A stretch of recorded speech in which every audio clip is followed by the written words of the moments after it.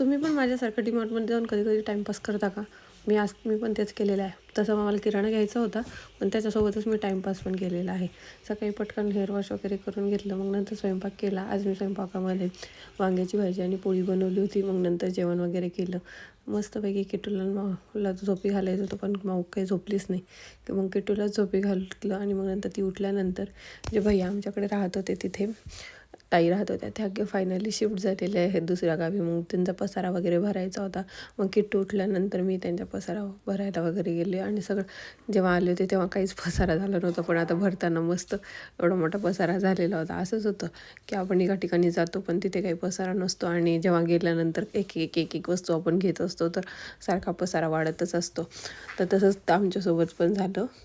मग फायनली पसारा वगैरे भरून झाला. मग नंतर आम्ही कॉफी केली वगैरे, कॉफी करून पिऊन घेतली. आणि आज ना माझ्या जास्वंदाला एक खूप मस्त फूल आलं होतं. मी ते तुम्हाला व्हिडिओमध्ये दाखवलंच आहे बघा. इतकं छान दिसते ना ते जास्वंदाचं फूल, आणि त्याचा कलर रेडमध्ये आहे ना, तर ते अजून छान दिसते. आणि त्याला ज्या पाकळ्या आहेत ना, तर त्या पण खूप जास्त छान आहेत. आणि ते पूर्ण असं गुच्छासारखं फूल दिसतं. तर एक नंबर दिसत होतं ते फूल. आज एक आलं होतं म्हणून मी ते केलं. सगळं कामं वगैरे आवरली. मग नंतर संध्याकाळी टाईमला किट्टूची अजून एक झोप झाली.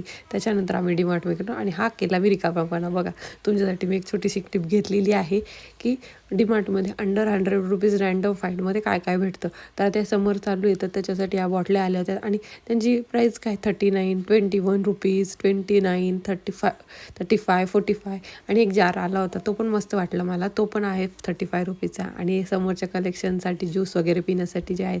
आणि एक नवीन टाईपचं कंटेनर आलं होतं, पण इतकं छान होतं.